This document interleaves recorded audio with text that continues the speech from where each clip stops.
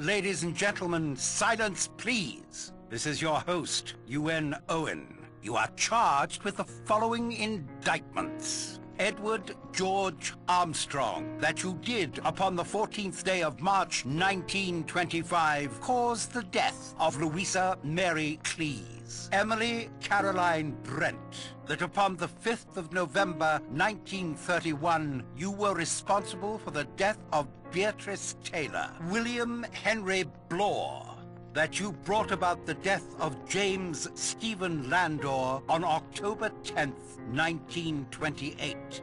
Vera Elizabeth Claythorne, that on the 11th day of August 1935 you killed Cyril Ogilvy Hamilton.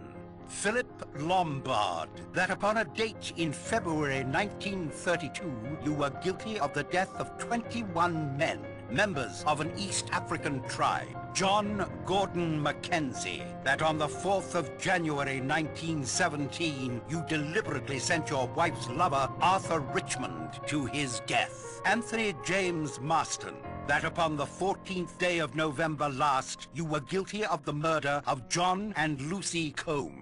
Thomas Rogers and Ethel Rogers, that on the 6th of May 1929 you brought about the death of Jennifer Brady. Lawrence John Wargrave, that upon the 10th day of June 1934 you were guilty of the murder of Edward Seaton.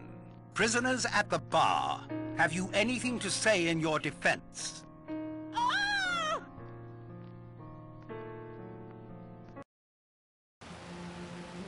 Doctor! I only fainted, Rogers. I'm sure she'll be fine. Narracott, you get my bag from my room? Yes, of course. Stout fellow. Marston, in a moment I'll want help to get her to her room. Of course. Behind the kitchen, is it, Rogers? Yes, sir. Thank you, sir. You can use that door.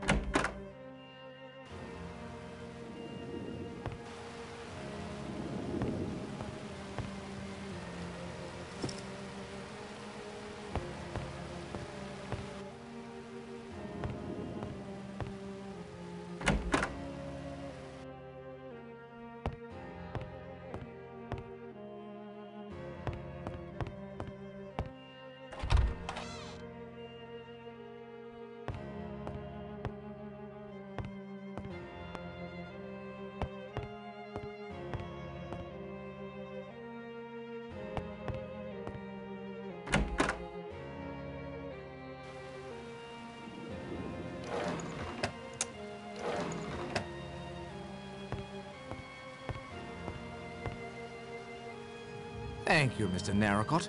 I am in your debt.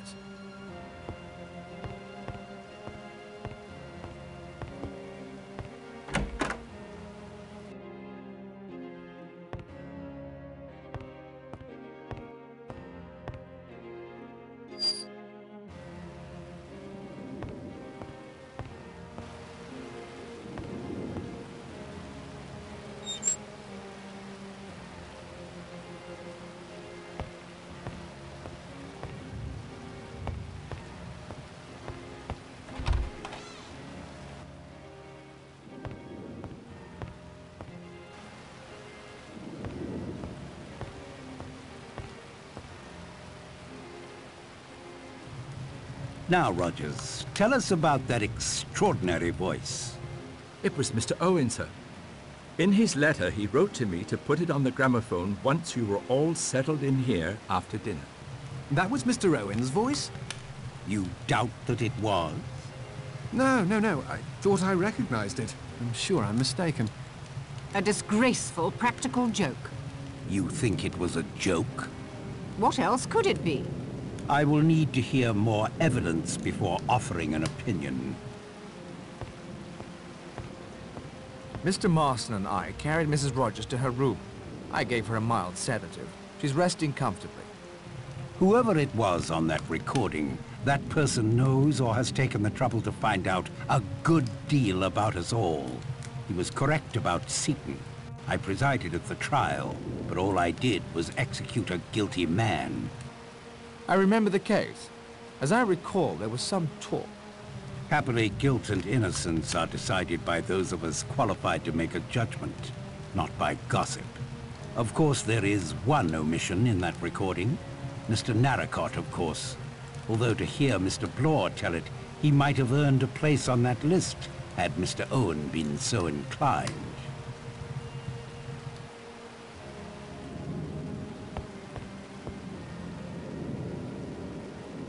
Any truth to the accusation against you? It's a matter of interpretation, you understand. But I'd have to say, yes. Will you tell me how it happened? Elderly woman. Poor devil. I'd been up all night with an emergency case. My nerves were shot, hands shaking. But I had to operate. I had to try and save her.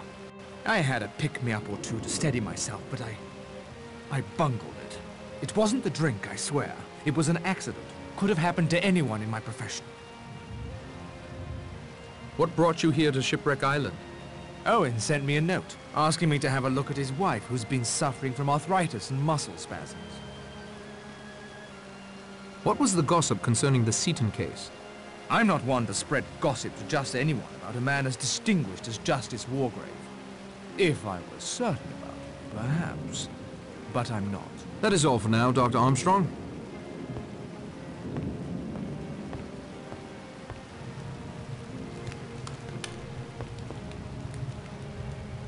Any truth to the accusation against you? The name sounded vaguely familiar. I expect it will come to me. What brought you here to Shipwreck Island? Got a wire from a pal of mine, Badger Barclay. Surprised me at the time because I had an idea the old horse had gone to Norway. Told me to roll up here. Good evening, Mr. Marston. Any truth to the accusation against you? It's true we were the only ones there the night Miss Brady died. But she was always in poor health. Always. From the time we came to her. Will you tell me how it happened? There was a storm, as fierce as the one brewing outside right now when she was taken bad. The telephone was out of order. I went for the doctor on foot, but he got there too late. Were you mentioned in the will? Barely. Certainly not what we were led to believe. She was just saying it, you see, to ensure our devotion to her. Beg pardon. I'm not sure what came over me just then. The strain of tonight, I expect, and worry over Mrs. Rogers, of course. What brought you here to Shipwreck Island? We expected to finally meet Mr. and Mrs. Owen today. Ethel didn't want to take the job, but I insisted. I'm beginning to wish I'd listened to her. Thank you, Mr. Rogers.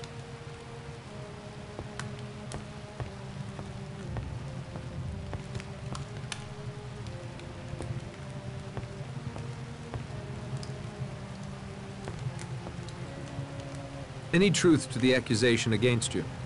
Owen did his research well. The accusation is absolutely true. I don't see that you've earned the right to any details, though. Will you tell me how it happened? Oh, it was written up in the papers at the time. A story of self-preservation, pure and simple. A hunting party lost in the bush. The great white hunter checks the food supplies, assesses his chances, and clears out on his own. Leaving 21 men to die. Not very Puka Sahib, I'm afraid. What brought you here to Shipwreck Island? Owen's attorney, a man named Archibald Morris, rang up one day.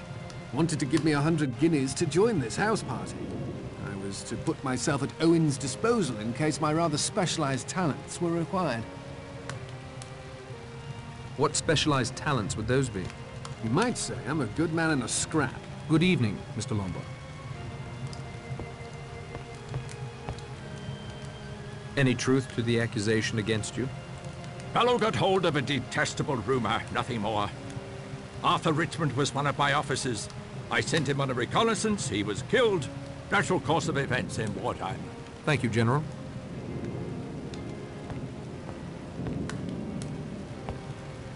Any truth to the accusation against you? Look, Narracott, if that's what you want to call yourself. The rules have changed. Can't you see that? The past is past. It's the present we should be worrying about. Something is not right here. Will you tell me how it happened? All right, all right. Perhaps I was doing the odd favor for the Purcells. But if your brother was framed, I had nothing to do with it. Yes, they paid me to perjure myself about Landor. Thanks to them, I was able to put enough away to set up my own detective agency. Nothing fancy, but I've been straight ever since, I swear. Landor died. He got penal servitude for life and died in Dartmoor a year later. Not my fault he was such a delicate man. What brought you here to Shipwreck Island? I run a little detective agency in Plymouth these days. I'm on a job to protect Mrs. Owen's jewels, the letter said. Mrs. Owen, my foot. I don't believe there's any such person. Good evening, Mr. Bloor. Any truth to the accusation against you? I have always acted in accordance with the dictates of my conscience. I have nothing with which to reproach myself. Will you tell me how it happened? It was some time before I found out she was what they call in trouble. Her parents were decent folk, too. I'm glad to say they did not condone her behavior when I told them of it. What happened to Beatrice? Naturally, I did not keep her an hour under my roof. No one shall ever say that Emily Brent condoned immorality. How did she die? Not content with having one sin on her conscience, she committed a still graver sin. She took her own life, threw herself in the river. If she had behaved like a decent young woman, she'd be alive today. You have no regrets? She made an excellent breakfast. I miss that. Fresh juice every day. What brought you here to Shipwreck Island? I received a letter with a signature that was not very easy to read. It purported to be from a woman I'd met at a certain summer resort 2 or 3 years ago. I am quite certain I have never met or become friendly with anyone of the name of Owen. I overheard you mention St. Trednick to Miss Claythorne. I was staying at a seaside hotel near St. Trednick this same week of August 4 years ago. That boy Cyril Hamilton drowned near there. It was the talk of the town. His half-brother was much older. Hugo, I think his name was. Cyril was a vile child, by all accounts, but first in line for the family title and estates. When he died, it all went to Hugo. He was just about Miss Claythorne's age. There was talk of something between them. You're suggesting Vera let the boy drown so the man she loved could inherit? That would be idle gossip. I don't indulge in idle gossip. I've only told you the facts of the case as I remember them. Thank you, Miss Brent.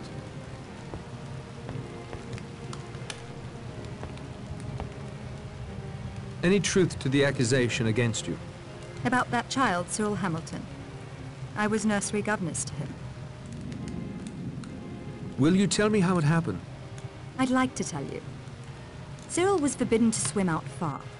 One day, my attention was distracted. I couldn't get there in time. It was awful. But it wasn't my fault. At the inquest, the coroner exonerated me. Oh, and his mother. She was so kind. If she didn't blame me, why should this awful thing be said? Are you sure you're telling me everything? I'm telling you all I'm going to, Mr. Narracott. What brought you here to Shipwreck Island? I was engaged through the Skilled Women's Agency to be Mrs. Owen's personal secretary for the remainder of the summer. Then I hope to return to teaching. A pleasure as always, Miss Claythorne. Any truth to the accusation against you? I remember Seaton perfectly well. Playwright, not a very good one. Charged with the murder of a chorus girl. He was very ably defended and made a good impression on the jury. Nevertheless, it was clear to me he'd done it. Good evening, Judge.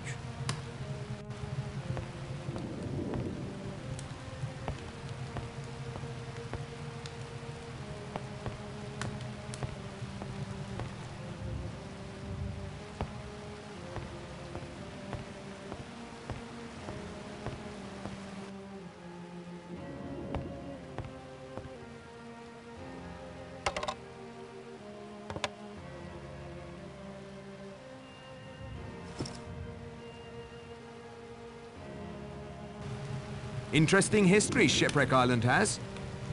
I'd studied up on it before I came down. What are the names of those 2 people I'm accused of killing? John and Lucy Combs. I made a note of it. Must have been a couple of kids I ran over near Cambridge. Beastly bad luck.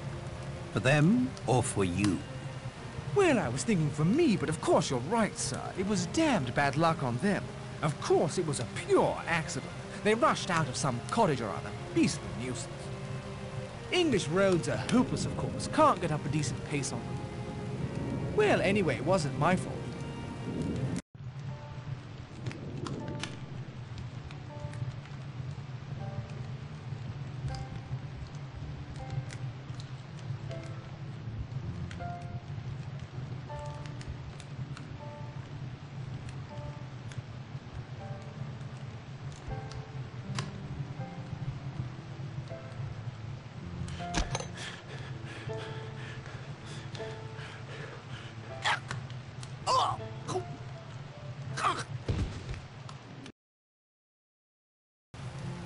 This man is dead.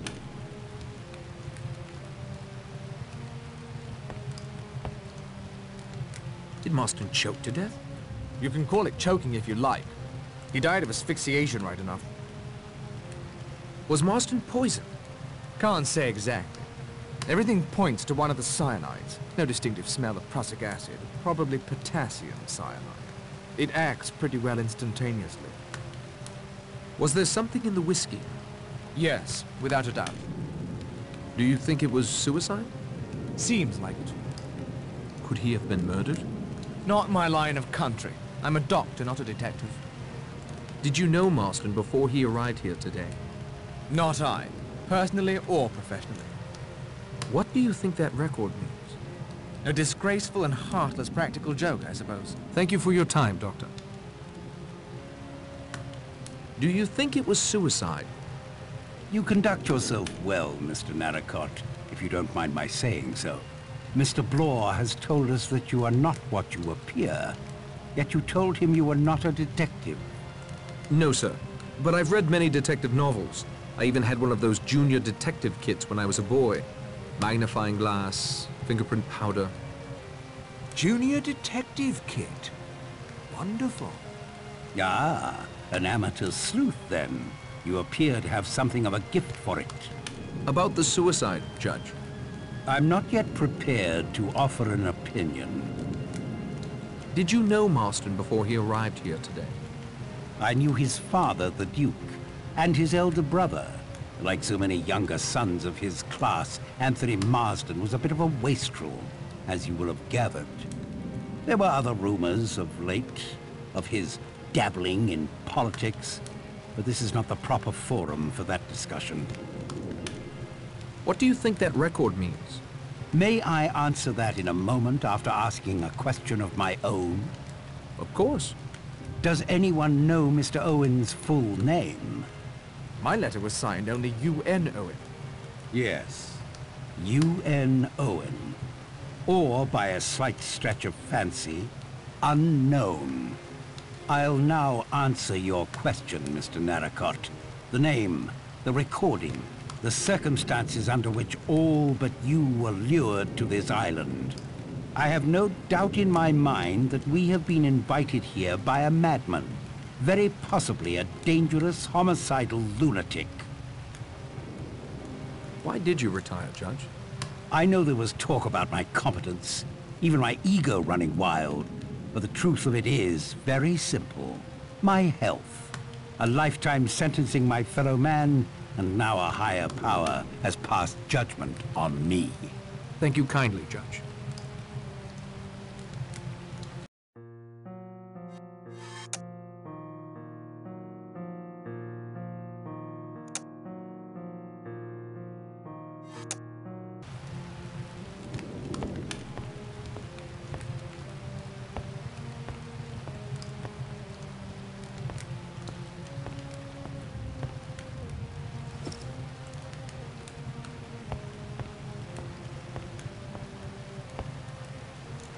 Do you think it was suicide?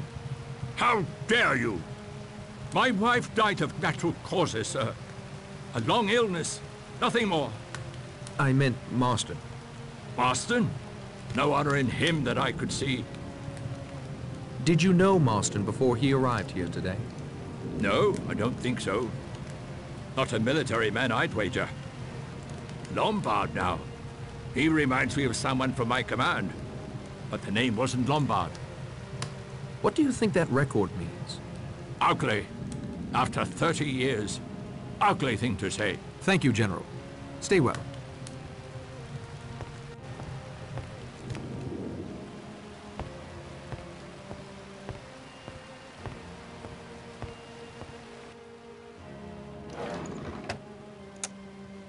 This could use a closer look.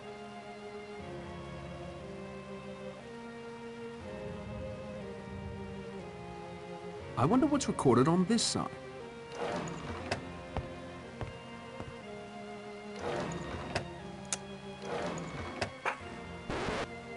I'm pleased to see at least one of you has thought to turn the record over. Any good house party should include party games. This weekend is no exception.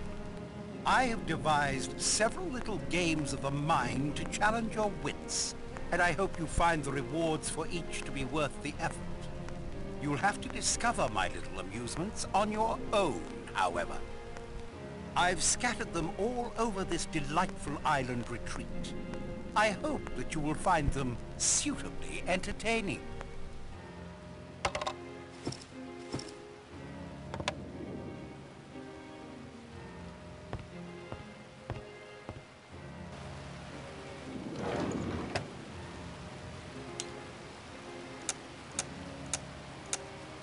Et voilà.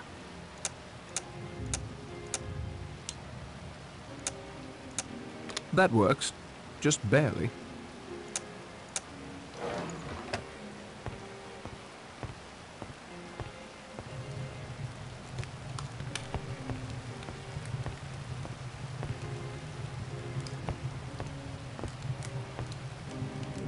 Do you think Marston committed suicide? You'd never think he would kill himself. He was so alive. When he came down that hill in his car, he looked... Oh, I can't explain. Did you know Marston before he arrived here today? No. I'm sure I would have remembered. Steady, Miss Claythorne. The lad had his faults, you know. What do you think that record means? It was unfair, what it said. Very unfair. You seem to be a remarkably perceptive girl, Miss Claythorne. Why, thank you, Mr. Narracott. Is there anything you can tell me about our fellow castaways? Castaways? You make it sound so... Romantic? I was going to say dramatic. Let me see. No one has confided any secrets to me, I'm afraid. Oh, except one. That is... I really don't know you well enough to answer you. Much obliged for your assistance, Miss Claythorne. Do you think Marston committed suicide? He didn't seem particularly remorseful. Of course, the record might have set him off somehow. A new incident long after the fact may create a strong feeling of guilt or fear. Wouldn't you say, Doctor? Possible. Quite possible. Did you know Marston before he arrived here today? Heard of him, but we'd never crossed paths, or swords. What do you think that record means? There is something wrong with this entire weekend, and especially with our host, Mr. Owen. I believe we're all coming around to that conclusion. Yes, but I know something you don't, Judge. What is that? I recognize the voice on that recording, and it was definitely not Mr. Owen. Who was it? Not so fast, Narracott. Not until I think things through a bit more. Thank you, Lombard.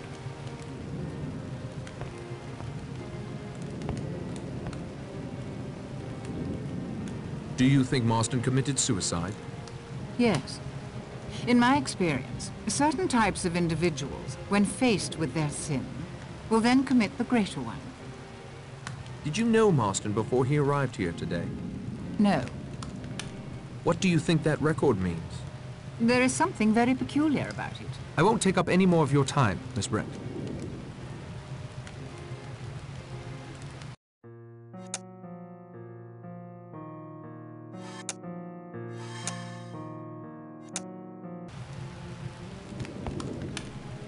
Do you think Marston committed suicide? I shouldn't have said Mr. Marston was a suicidal type of gentleman at all. Did you know Marston before he arrived here today? Never clapped eyes on him. And who gave you the authority to question us? You're under no obligation to answer me. What do you think that record means? I don't like it. Not one bit. Very queer, the whole situation. That'll do, Mr. Bloor. Where have you been, Rogers?